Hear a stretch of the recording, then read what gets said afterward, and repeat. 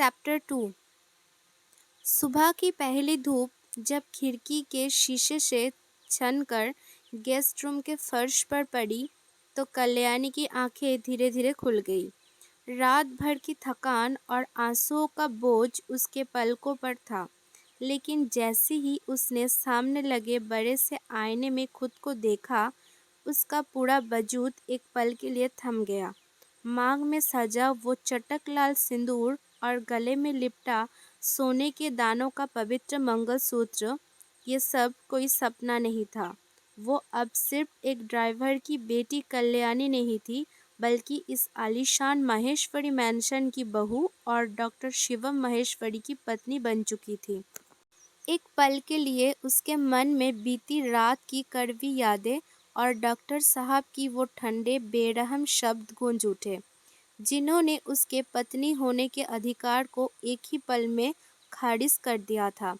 कोई भी आम लड़की होती तो शायद इस आलीशान पिंजरे में खुद को लाचार पाकर टूट जाती, लेकिन कल्याणी का दिल जितना मासूम था, उसका आत्मसम्मान और उसकी इच्छा शक्ति उतने ही अटूट था। उसने गहरी सांस ली और अपनी चेहरे पर बिखरे आंसुओं के दाग को पूरी दृढ़ता से पोंछ डाला। उसने अपने कांपते हाथों से उस पवित्र मंगलसूत्र को छुआ और आंखें बंद कर ली। उसके भीतर एक गहरा अंतर्युद्ध चल रहा था, जिसे उसने अपने एक शांत संकल्प में बदल लिया। उसने खुद से कहा, नहीं कल्याणी, तुम्हें हारने के लिए भगवान ने यहाँ नहीं भेजा है। अगर उस विधाता ने ऐन वक्त पर मेरा हाथ डॉक्टर साहब के हाथ में सौंपा है, तो उसका पीछे ज़रूर कोई ना कोई बड़ी वजह होगी। ये सिंदूर और ये मंगलसूत्र कोई खेल नहीं है, ये मेरा धर्म है। कल्याणी का झुका हुआ सर अब गर्व से ऊंचा हो चुका था। उसके मन में शिवम के आलीशान बंगले, उसकी गाड़ियाँ या उसके ऊंचे सामाजिक रुतबे के लिए रत्ती भर भी लालच नहीं था। उसे ये सब नहीं चाहिए था। वो तो बस अपने उस डॉक्टर साहब के दिल में एक छोटी सी जगह बनाना चाहती थी, जिन्होंने कल रात अपनी खुद की खुशियाँ की परवाह किए बिना सिर्फ उसके बूढ़े और बीमार बाबूजी की पगड़ी लाज बचाने के लिए अपना सब कुछ दांव पर लगा दिया था। उसने मन ही मन एक दृढ़ निश्चय किया। माना कि डॉक्टर साहब बहुत सख्त है, उनकी दुनिया मुझसे बहुत अलग है और उनका दिल इस वक्त बर्फ की तरह ठंडा है, लेकिन मैं अपने सेवा भाव, अपने संस्कारों और अपनी खामोश मोहब्बत से एक दिन उनके इस पथरीले दिल की बर्फ को ज़रूर पिघला दूंगी। मैं कभी उनसे अपने हक की भीख नहीं मांगूंगी, बल्कि अपनी सादगी से उनका दिल जीत कर दिखाऊंगी। कल्याणी के मासूम दिल का ये अटूट विश्वास अब इस मुश्किल सफ़र की एक बेहद खूबसूरत और प्रेरक शुरुआत बन चुका था। घड़ी की सुइयों ने जैसे ही सुबह के 5 बजाए, कल्याणी की आंखें खुल गई। पूरा माहेश्वरी मैंशन अभी गहरी नींद में सोया हुआ था, लेकिन कल्याणी के कदम बिना कोई आवाज़ किए रसोई की तरह बढ़ चले। कल रात खुद से किए वादे को पूरा करने का ये उसका पहला दिन था। उसने नहाकर हल्के पीले रंग की एक बेहद सादी सूती साड़ी पहनी, बालों को सलीके से बांधा और पूरी श्रद्धा के साथ रसोई का काम संभाल लिया। वो पूरे दिल से डॉक्टर साहब के लिए एक बेहतरीन पारंपरिक नाश्ता तैयार करने में जुट गई। तवे पर सिकते गर्मा गर्म परोठे के सीधी खुशबू, ताज़ी कटे फलों की महक और अदरक इलायची वाली कड़क चाय का उबालता, कल्याणी ने डाइनिंग टेबल को इस तरह सजाया जैसे कोई त्योहार हो। उसने हर एक प्लेट को सलीके से देखा, इस उम्मीद में कि जब डॉक्टर साहब नीचे आएंगे तो इस गर्माहट को देखकर उनके चेहरे की कड़वाहट थोड़ी कम होगी। ठीक 6:45 बजे सीढ़ियों पर भरी और सधे हुए कदमों की आवाज़ गूंजी। शिवम नीचे आ रहे थे। वो हमेशा की तरह बेहद शार्प और फॉर्मल लुक में थे।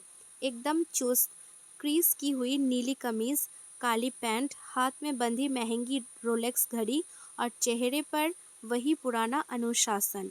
वो अस्पताल में एक सुबह की ज़रूरी सर्जरी के लिए काफ़ी जल्दी में लग रहे थे।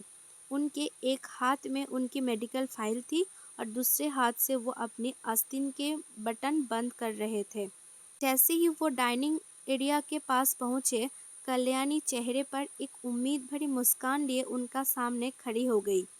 उसने आगे बढ़कर चाय का कप उठाना चाहा, लेकिन शिवम के कदम डाइनिंग टेबल के पास आकर अचानक रुक गए। उन्होंने कल्याणी द्वारा इतनी मेहनत से सजाई गई टेबल की तरह एक सरसरी नज़र डाली, पर उनकी आंखों में कल्याणी की इस कोशिश के लिए कोई सहायता नहीं थी। उन्होंने अपनी घड़ी पर वक्त देखा और बेहद ठंडे, रूखे और औपचारिक लहजे में कहा, मुझे बहुत देर हो रही है कल्याणी, और मुझे सुबह सुबह इतना भारी खाना खाने की आदत बिल्कुल नहीं है। आगे से ये सब करने की ज़रूरत नहीं है। कल्याणी का हाथ चाय के कप पर ही ठिठक गया। उसकी आंखों की चमक एक पल में फीकी पड़ गई। इससे पहले कि वो कुछ कह पाती, शिवम ने टेबल पर रखी टोकरी से सिर्फ एक सेब उठाया, अपनी फाइल संभाले और मुख्य दरवाजे की तरफ बढ़ गए। कुछ ही सेकंड में बाहर उनकी गाड़ी के स्टार्ट होने और पोर्च से बाहर जाने की आवाज़ गूंज उठी। कल्याणी इस विशाल सन्नाटे से भरे डाइनिंग हॉल में उन गर्मा गर्म प्लेटों के बीच बिल्कुल अकेली खड़ी रह गई। खाना अब भी गर्म था, लेकिन उसका दिल इस पहले ही प्रयास में मिली ठंडी बेरुखी से थोड़ा सा सुन्न हो चुका था। फिर भी उसने हिम्मत नहीं हारी। उसने गहरी सांस ली और खुद को संभाला। सुबह के उस झटके ने कल्याणी के हौसले को तोड़ा नहीं, बल्कि उसे एक नया रास्ता दिखा दिया। उसने अच्छी तरह समझ लिया था कि डॉक्टर साहब जितने सख्त हो, उनका पेशा उतने ही जिम्मेदारी और तनाव से भरा है। दोपहर के करीब 1 बजे उसने रसोई में जाकर बेहद हल्का और सेहतमंद खाना तैयार किया। सॉफ्ट फुलके, दाल, हरी सब्जी और थोड़ा सा सलाद। उसने घर के पुराने स्टील के टिफ़िन को साफ किया और सारा खाना बड़ी शिद्दत से पैक कर दिया। इस बार उसने सिर्फ खाना नहीं भेजा, उसने एक छोटा सा सफ़ेद कागज़ का टुकड़ा लिया और अपनी साफ सुंदर लिखावट से उस पर कुछ शब्द लिखे। उस पर्ची को करीने से मोड़कर उसने लंच बॉक्स से ठीक ऊपर बैग के कोने में छिपा दिया। उसे रसोई के एक पुराने कोने में वो स्टील का टिफ़िन मिला। फिर वो बाहर गया और एक ड्राइवर को बुलाया और शिवम के लिए सिटी हॉस्पिटल में खाना भेज दिया। उधर सिटी हॉस्पिटल का माहौल हमेशा की तरह बेहद तनावपूर्ण और व्यस्त था। डॉक्टर शिवम सुबह से back to back 2 critical surgeries कर चुके थे। वो इस वक्त अपने बेहद साफ सुथरे, सफ़ेद और मॉडर्न केबिन में बैठे थे।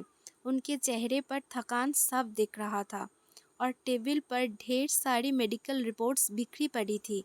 ठीक उसी समय उनकी अटेंडेंट्स ने केबिन का दरवाज़ा खटखटाया और अंदर आकर टेबल पर वो पुराना साधारण सा लंच बॉक्स रख दिया। सर, आपका घर से कोई ये देकर गया है। शिवम ने आश्चर्य से उस टिफ़िन को देखा।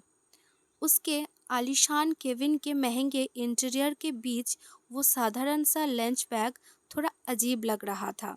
उन्होंने पहले तो इसे हटाने का सोचा, लेकिन सुबह से खाली पेट होने के कारण उन्हें भूख महसूस हो रही थी। जैसे ही उन्होंने बैग की जिप खोली, उनकी नज़र उस छोटे से मुड़े हुए कागज़ के टुकड़े पर पड़ी।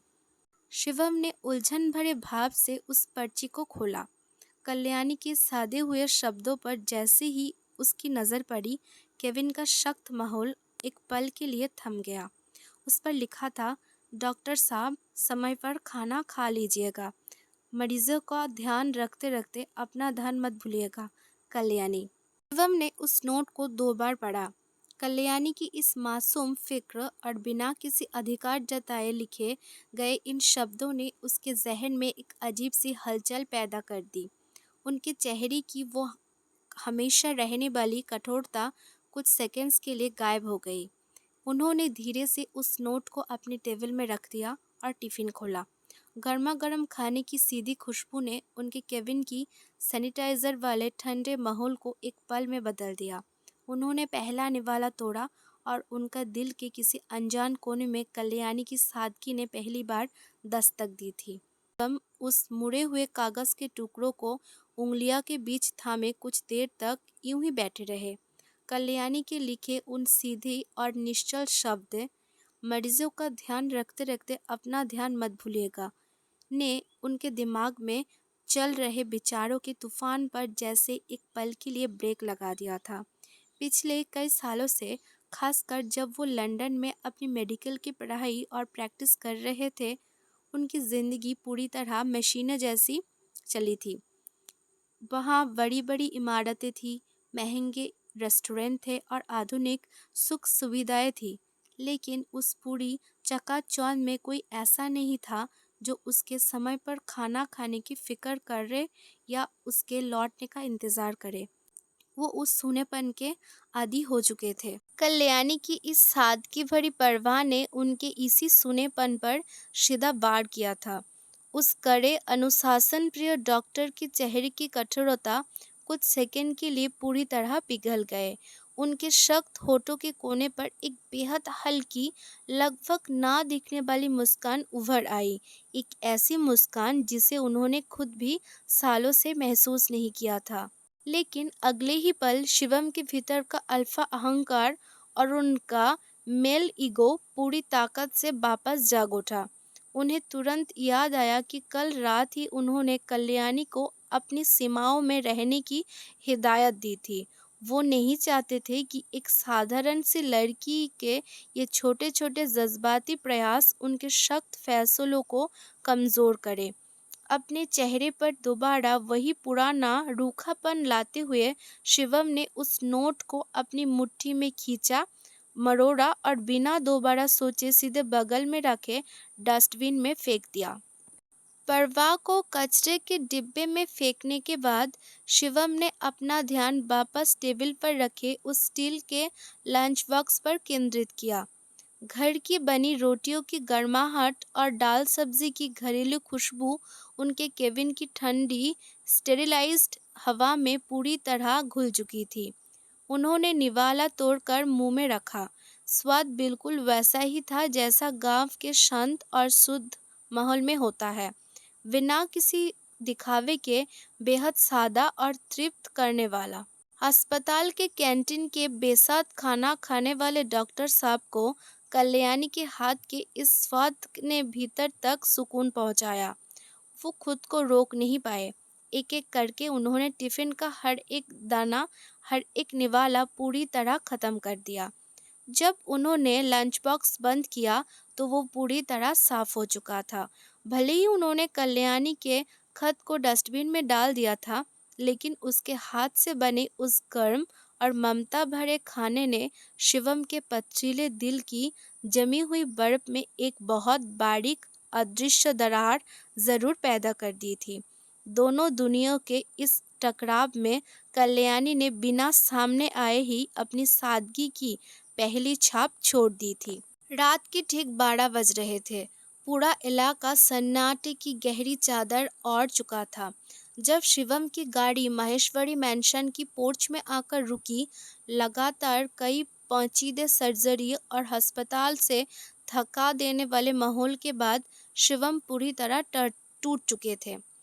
उनके मजबूत कंधे आज थकान के बोझ से झुके हुए थे और आंखों में नींद की भारी लाली थी। उन्हें पूरी उम्मीद थी कि हमेशा की तरह पूरा घर घाव जैसी खामोशी और अंधेरे के डूबा होगा, लेकिन जैसे ही उनकी नज़र सामने पड़ी वो हैरान रह गए। गेट की लाइट और पोर्च का बल्ब पूरी रोशन के साथ जल रहा था, मानो कोई जग कर उसका इंतजार कर रहा हो। बिना कोई आवाज़ किए शिवम ने मुख्य दरवाज़ा खोला और अंदर दाखिल हुए। वो अपने कमरे में जाने के बजाय सीधे ग्राउंड फ्लोर पर बने अपने स्टडी रूम की तरह बढ़ गए। अभी कुछ मेडिकल केस फाइल्स को पढ़ना और कल सुबह के ऑपरेशंस को तैयारी करना बाकी था। उन्होंने अपनी थकावट को परे धकेला, कोट उतारकर कुर्सी पर फेंका और चश्मा पहनकर फाइल्स के पन्ने पलटाने लगे। केविन के लैम्प की पीली रोशनी में उनका थका हुआ चेहरा और भी गंभीर लग रहा था। ठीक उसी समय स्टडी रूम के खुले दरवाजे पर एक हल्की सी आहट हुई। शिवम ने आंखें उठाकर देखा, कल्याणी वहां खड़ी थी। उसने हल्के नीली रंग की सादी साड़ी पहनी हुई थी, जिस पर उसका सिंदूर और मंगलसूत्र रात के सन्नाटे में भी चमक रहे थे। माहौल में एक अजीब सी खामोशी और गहराई थी। कल्याणी ने एक शब्द भी नहीं कहा। उसने बेहद धीमी और सादे हुए कदमों में कमरे के भीतर प्रवेश किया। वो अच्छी तरह जानती थी कि इस वक्त डॉक्टर साहब को किसी भी तरह की दखल अंदाजी या बातचीत पसंद नहीं आएगी। उसने आगे बढ़कर शिवम की स्टडी टेबल पर एक सफ़ेद चीनी मिट्टी के मग रख दिया। उसमें से उठती कड़क गर्मा-गर्म ब्लैक कॉफ़ी की खुशबू ने पल भर में पूरे कमरे के भारी माहौल को तरोताज़ा कर दिया। कॉफ़ी की बिल्कुल वैसी ही उबली थी जैसे शिवम को अपनी थकान मिटाने के लिए पसंद थी, बिना चीनी के एकदम स्ट्रॉन्ग। कॉफ़ी रखते वक्त कल्याणी ने अपनी नज़रें पूरी मर्यादा और सम्मान के साथ नीचे झुकाए रखी। उसने ना तो शिवम से कुछ पूछने की कोशिश की और ना ही अपनी मौजूदगी का कोई रसूख जताया। अपना काम पूरा करते ही वो उतनी ही खामोशी से पीछे मुड़ी और बिना एक भी शब्द बोले कमरे से बाहर निकल गई। शिवम कुछ पल के लिए अपनी फाइल भूलकर उस जाते हुए साये को और टेबल पर रखे भाप उतरते मग को देखते रह गया। इस आलीशान घर में आज तक उनकी थकान को इस तरह बिना कहे समझने वाला कोई नहीं था। उन्होंने मग को हाथ में लिया, उसकी गर्माहट को अपनी उंगलियों में महसूस किया और एक घूंट पड़ा। कल्याणी की इस मौन सेवा और बिना किसी अधिकार जताए की गई परवाह ने शिवम की शक दिल पर एक और खामोश बर कर दिया था। स्टडी रूम के सन्नाटे में शिवम काफी देर तक उस चीनी मिट्टी के मग को एकटक देखते रहे। ब्लैक कॉफी से उठती हुई भाप लैंप की पीली रोशनी में धीरे धीरे हवा में विलीन हो रही थी। शिवम के जहन में इस वक्त सवालों का एक बवंडर चल रहा था। वो उलझन में थे कि आखिर कल्याणी को ये कैसे पता चला कि उन्हें रात को काम करते समय बिना चीनी वाली कड़क ब्लैक कॉफ़ी पीने की आदत है। इस घर में तो आज तक किसी ने उसकी इस छोटी सी ज़रूरत पर कभी ध्यान ही नहीं दिया था। असल में कल्याणी ने ये बात किसी जादू से नहीं जानी थी। दोपहर में जब वो स्कूल से लौटी थी तो उसने बहुत ही शालीनता और संकोच के साथ अपने बाबूजी यानी महेश्वरी खानदान के पुराने ड्राइवर काका से बातों बातों में डॉक्टर साहब की पसंद नापसंद और उनकी छोटी छोटी आदतों के बारे में पूछ लिया था। ड्राइवर काका से बेहतर शिवम को इस मशीनी जीवन का और कौन समझ सकता था। कल्याणी ने बस उसी जानकारी को अपने संकल्प का हिस्सा बना लिया था। शिवम ने मग को अपने होठों से लगाया और एक धीमी घूंट भरा। कॉफ़ी का वो कड़क, कड़वा और गर्मा-गर्म स्वाद जैसे ही उनके हलक से नीचे उतरा, उनके पूरे बदन की थकान एक पल में काफूर होने लगी। वो गर्माहट सिर्फ उनके शरीर में नहीं, बल्कि उनके भीतर के सूनेपन में भी फैल रही थी। माहौल में एक बेहद धीमा और गहरा रोमांटिक तनाव खींच गया था। कमरे में कल्याणी मौजूद नहीं थी, लेकिन उस कॉफ़ी की खुशबू के रूप में उसका एहसास वहाँ मजबूती से ठहर गया था। खिड़की से अति ठंडी हवा के बीच शिवम को इस बात का गहरा एहसास होने लगा कि शादी की पहली ही रात उन्होंने कल्याणी को जितनी बेरुखी और कड़वाहट के साथ खुद से दूर रहने को कहा था, ये लड़की उतनी ही खामोशी से उनके जीवन में अपनी जगह बना रही थी। उसने ना तो कोई बगावत की, ना कोई हक जताया और ना ही आंसू बहाकर अपनी लाचारी दिखाई। वो तो बस एक साये की तरह बिना कोई शोर किए उनके रोज़-मरोड़ के जीवन के ताने-बाने में खुद को भूनती जा रही थी। सुबह का वो लंच बॉक्स, डस्टबिन में फेंकी गई वो पर्ची और अब रात के सन्नाटे में एक गर्मा-गर्म कॉफ़ी। कल्याणी की इन खामोश प्रयासों ने शिवम के उस सख्त अल्फा अहंकार को अंदर ही अंदर झकझोरना शुरू कर दिया था। वो चाहकर भी उसकी इस निश्चल परवाह को नज़रअंदाज नहीं कर पा रहे थे। शिवम ने एक बार और घूंट लिया और खिड़की के बाहर फैले अंधेरे को देखने लगे, जहां अब कल्याणी नाम की एक अजनबी रोशनी उनके बंद दिल के दरवाजे पर लगातार दस्तक दे रही थी। शाम का समय था। ढलते हुए सूरज की सिंदूरी और सुनहरी किरण माहेश्वरी मैंसन के विशाल बगीचे और सफ़ेद मार्बल के रास्तों पर बिखर रही थी। उस दिन अस्पताल में काम थोड़ा जल्दी खत्म हो गया था, इसलिए शिवम रोजाना के मुकाबले कुछ वक्त पहले ही घर लौट आए थे। वो अपने बेडरूम की बड़ी सी कांच की खिड़की के पास खड़े होकर बाहर का नज़ारा देख रहे थे। ठीक उसी पल मैंशन के आलीशान लोहे के मुख्य दरवाजे से कल्याणी अंदर दाखिल हुई। वो गांव के सरकारी स्कूल से अपनी ड्यूटी पूरी करके पैदल ही लौट रही थी। सूर्यास्त की वो जादुई रोशनी सीधे कल्याणी के चेहरे पर पड़ रही थी, जिससे उसका सांवला निखरा रंग सोने की तरह दमक रहा था। उसके एक हाथ में किताबें का झोला था और दूसरे हाथ में उसका साधारण सा फ़ोन कान से लगा हुआ था। वो किसी छात्र के माता-पिता से बात कर रही थी। बच्चे की पढ़ाई में सुधार की बात करते हुए उसकी होठों पर एक बेहद खूबसूरत, निश्चल और खिलखिलाती हुई मुस्कान आ गई। उसकी हंसी की वो खामोश गूंज खिड़की के उस पार खड़े शिवम के कानों तक तो नहीं पहुंची, लेकिन उसकी आंखों को अपनी तरफ खींचने के लिए काफ़ी थी। माहौल पूरी तरह से जज्बाती और रोमांस से भर चुका था। शिवम वहीं ठिठके रह गए और एकटक कल्याणी को देखने लगे। उन्होंने ध्यान दिया कि शहर की आधुनिक और बनावटी लड़कियों के बीच कल्याणी कितनी अलग और जादुई लग रही थी। उसकी सादगी ही उसका सबसे बड़ा गहना थी। उसने हल्के गुलाबी रंग की एक बेहद साधारण सूती साड़ी पहनी थी, जिसका पल्लू हवा के झोंके से हल्का सा लहरा रहा था। उसके घने लंबे काले बाल एक सलीकेदार चोटी में बंधे थे, जो उसकी पीठ पर झूल रही थी। माथे की छोटी सी लाल बिंदिया और सिंदूर उस ढलती शाम के रंगों में और गहरे लग रहे थे। लंदन और शहर के बड़े बड़े क्लास और पार्टियों में रहने वाले शिवम ने आज तक सिर्फ चकाचौंध और बनावटीपन देखा था, लेकिन कल्याणी की इस प्राकृतिक और बेदाग खूबसूरत ने उनके दिल की धड़कन को एक पल के लिए रोक दिया। पहली बार शिवम के भीतर एक बेहद अजीब, गहरा और पजेसिव खिंचाव पैदा हुआ। उन्हें ये एहसास होने लगा कि ये हंसती, मुस्कुराती, सादगी से भरी लड़की कोई अजनबी नहीं, बल्कि उनकी अपनी पत्नी है, जिसे उन्होंने खुद पूरी दुनिया के सामने अपना माना है। कल्याणी बिना ये जाने कि कोई उसे इतनी शिद्दत से निहार रहा है, मुस्कुराते हुए घर के अंदर की तरफ बढ़ गई। लेकिन खिड़की के पास खड़े डॉक्टर साहब के दिल में उस शाम एक नया तूफान उठ खड़ा हुआ था। एक ऐसा एहसास जिसे वो चाहकर भी ना तो ठुकरा पा रहे थे और ना ही जाहिर कर पा रहे थे। शाम के उस खुशनुमा एहसास के बाद घर के भीतर का सन्नाटा और गहरा हो गया था।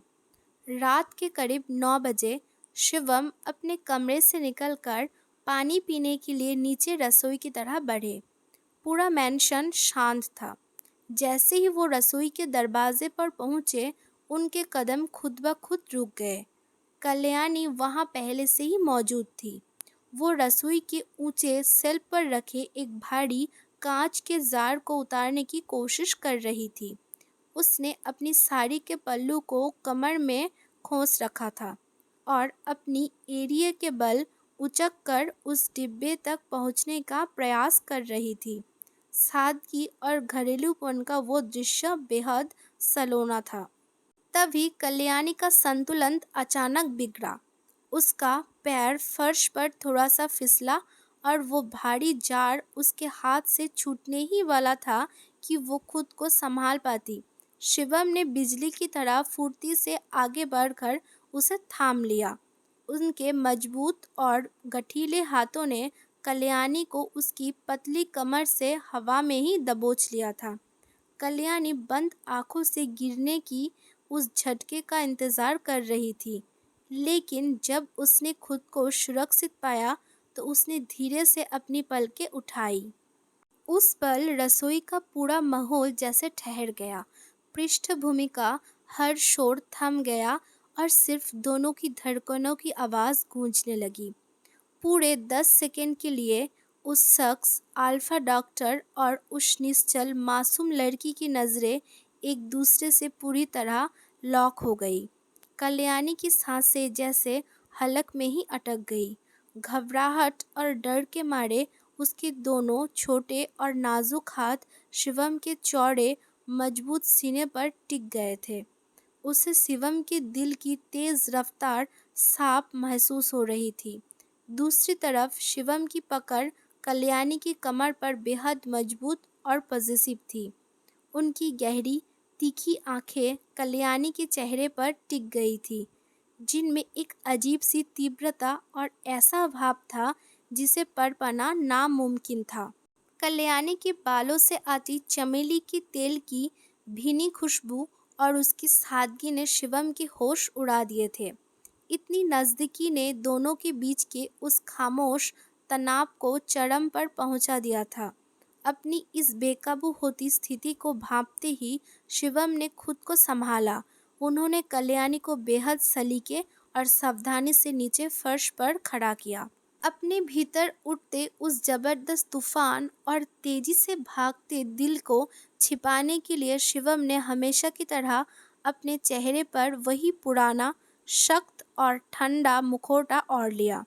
उन्होंने बेहद बेरुखी से अपना गला खंखाड़ा, शेल्फ पर रखे पानी के जग की तरह एक नज़र डाली और बिना एक भी शब्द बोले, बिना पानी पिए ही वहाँ से मुड़कर सीधे अपने कमरे की तरह चले गए। कल्याणी रसोई में अकेली खड़ी रह गई। उसके हाथ जब भी अपने सीने पर थे और उसका पूरा वजूद डॉक्टर साहब के उस छुपे हुए स्पर्श की छुअन से बुरी तरह कांप रहा था। अपने बेडरूम में लौटकर शिवम ने झटके से दरवाज़ा बंद किया और उसकी पीठ से टिककर खड़े हो गए। उनकी छाती अब भी तेज सांसों के साथ ऊपर नीचे हो रही थी। रसोई की वो नज़दीकी, कल्याणी की कमर पर उनके हाथों की वो ज़बरदस्त पकड़ और उनके सीने की वो घबराई हुई धड़कनें जो उनकी अपने हाथों ने महसूस की थी, ये सब उनके दिमाग से हटने का नाम ही नहीं ले रहा था। वो बुरी तरह बेचैन हो चुके थे।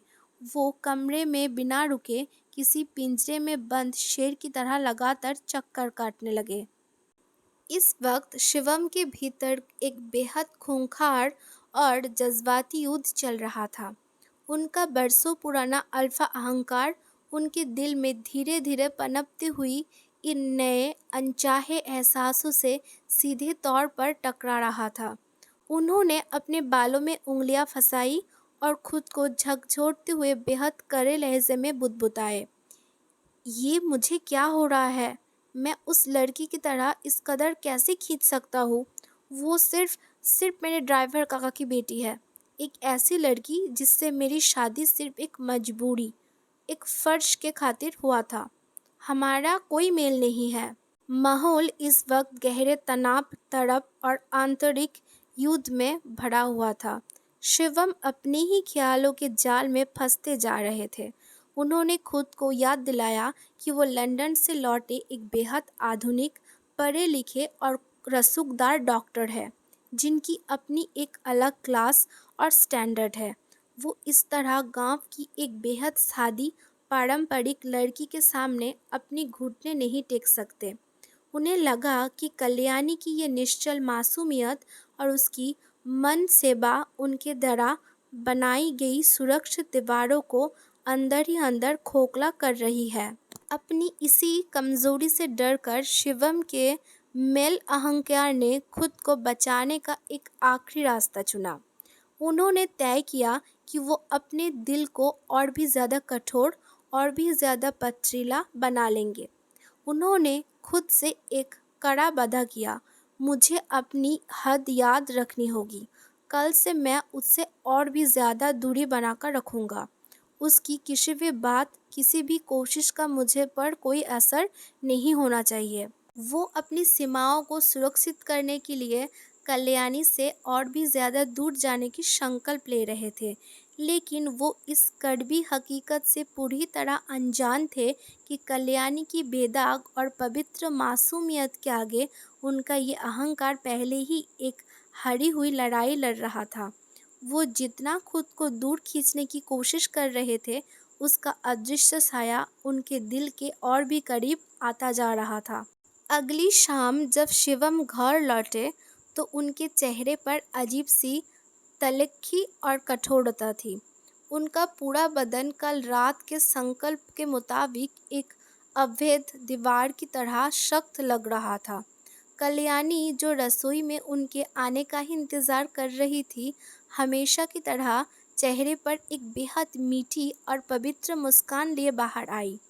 उसने अपने दोनों हाथों से कांच का एक चमचमाता हुआ पानी का ग्लास पकड़ा हुआ था और वो पूरी श्रद्धा से उसे डॉक्टर साहब की तरह बढ़ाने लगी। लेकिन शिवम ने कल खुद से जो वादा किया था, आज वो उसे निभाने पर अटूट था। जैसे ही कल्याणी ने ग्लास आगे बढ़ाया, शिवम ने बेहद ठंडे और रूड तरीके से अपने हाथ पीछे खींच लिए। ग्लास कल्याणी के हाथों में ही रह गया। शिवम ने अपनी तीखी पथरीली आंखें कल्याणी के चेहरे पर गड़ाई और बेहद कड़क, भारी और चुभती हुई आवाज़ में कहा, "ये सब करना बंद करो कल्याणी। तुम्हारी ये मासूमियत, ये नाटक मुझे प्रभावित नहीं कर सकता। अपनी हदें मत भूलो।" माहौल इस वक्त पूरी तरह जज्बाती और दिल तोड़ देने वाला मोड़ पर पहुंच चुका था। शिवम के इन तीखे शब्दों ने कल्याणी के सीधे दिल पर जैसे सीधा वार किया था। उसके होठों पर सजी वो खूबसूरत मुस्कान एक पल में गायब हो गई। उसकी बड़ी बड़ी बेदाग आंखों में आंसुओं का सैलाब तैर गया, जो पलकों के कोने में आकर रुक गया था। वो इतनी बुरी तरह अंदर से कांप उठी कि उसके हाथों में पकड़ा हुआ पानी का वो कांच का ग्लास थर-थर कांपने लगा।